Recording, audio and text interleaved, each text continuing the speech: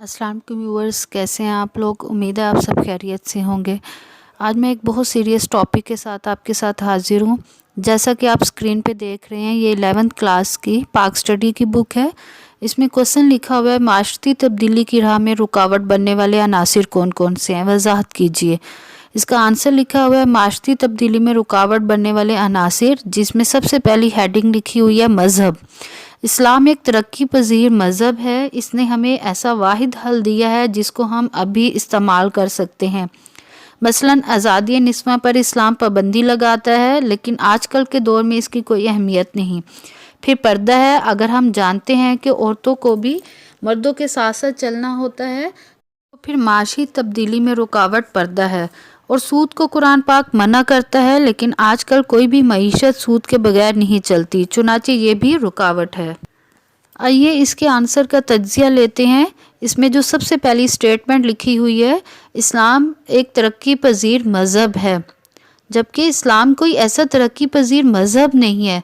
इस्लाम एक मुकम्मल दीन है, इसमें कोई कमी बेशी नहीं है। इसे किसी किस्म की कोई तरक्की की ज़रूरत नहीं है। तरक्की की ज़रूरत मुल्कों को होती है, ना कि किसी मज़हब को।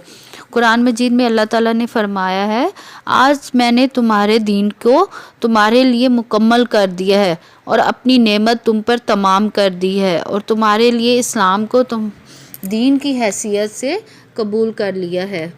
यानी कि हमारा दीन मुकम्मल है, इसे ना किसी किस्म की कोई तरक्की की ज़रूरत है, ना इसमें कोई कमी बेशी है। फिर इसमें जो सेकंड स्टेटमेंट लिखी हुई है, उसमें लिखा हुआ है, आज़ादी निस्वां पर इस्लाम पाबंदी लगाता है, लेकिन आजकल ये कोई अहमियत नहीं रखता। फिर पर्दा है, अगर हम जानते हैं कि औरतों को भी मर्दों के साथ साथ चलना होता है, तो फिर माशी तब्दीली में रुकावट पर्दा है। सद अफसोस, क्या हमारा मज़हब हमारी माशरती तरक्की में रुकावट है? क्या हमारा इस्लाम हमारी माशरती तरक्की में रुकावट है? इस्लाम ने औरत के लिए कुछ महदूद हदूद रखी हैं, उसमें रहते हुए उसे तमाम हकूक़ हासिल हैं। इस कुरान मजीद में इरशाद होता है, ए नबी, तुम अपनी बीवियों को, अपनी बेटियों और मुसलमानों की औरतों से कह दो कि वो अपनी चादरें अपने मुंह के ऊपर झुका लिया करें। इस तरीके में इस बात की ज़्यादा तवक्का है कि वो पहचान ली जाएंगी, तो उनको सताया नहीं जाएगा, और अल्लाह ताला बहुत बख्शने वाला बड़ा मेहरबान है। कुरान मजीद में औरत को पर्दे का हुक्म हुआ है।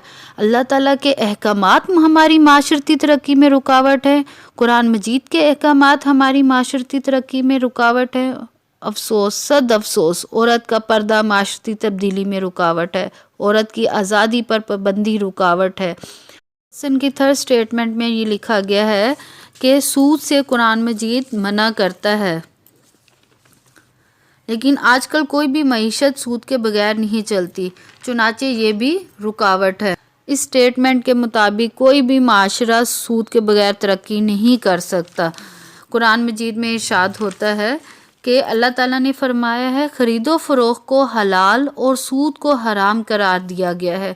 इसी तरह अल्लाह ताला का एक और जगह फरमान है, अल्लाह ताला सूद को मिटाता है और सदक़ात को बढ़ाता है। ये आंसर हमारे इस्लामी जमहूरिया पाकिस्तान की किताब का हिस्सा है।